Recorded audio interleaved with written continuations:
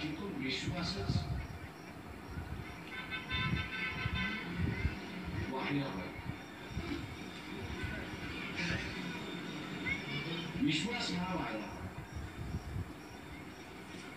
हा विश्वास जर वाहत असेल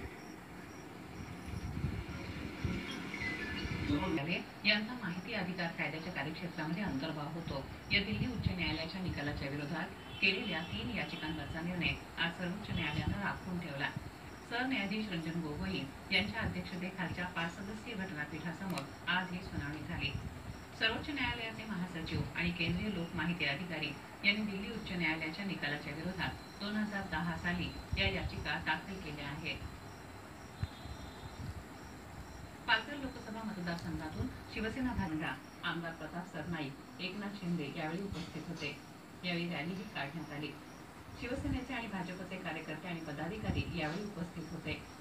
जळगाव लोकसभा मतदारसंघातून भारतीय जनता पक्षाच्या वतीनं आमदार उन्मेष पाटील यांनी उमेदवारी अर्ज दाखल केला. यावेळी सहकार बहुजन आघाडीतर्फे डॉक्टर अंजली पाविस्कर तर रावेर लोकसभा मतदारसंघासाठी वंचित बहुजन आघाडीचे नितीन अर्ज दाखल केला आहे. अहमदनगर लोकसभा मतदारसंघातून ॲडव्होकेट कमल सातर्फे रामभाऊ गायकवाड यांनी माढा लोकसभा मतदारसंघातून उमेदवारी अर्ज भरला. रायगड लोकसभा मतदारसंघातून उमेदवारी अर्ज दाखल केले. त्यामुळे अर्ज भरलेल्या उमेदवारांची संख्या 26 झाली आहे. उद्या अर्जांची छाननी अनिश्चित काळासाठी लांबणीवर टाकल्याचं चित्रपटाचे निर्माते संदीप सिंह यांनी सांगितलं आहे.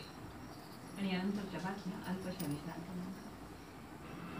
देशभरात लोकसभा निवडणुकीचा वाजलाय बिगुल. जगभरातली सर्वात मोठी लोकशाही प्रक्रिया. या प्रक्रियेत घडणाऱ्या प्रत्येक काटेची टक्कर. काय असते राजकीय घटक, कशा आहेत लोकांच्या आशा अपेक्षा, या सर्वांचा समावेश असणार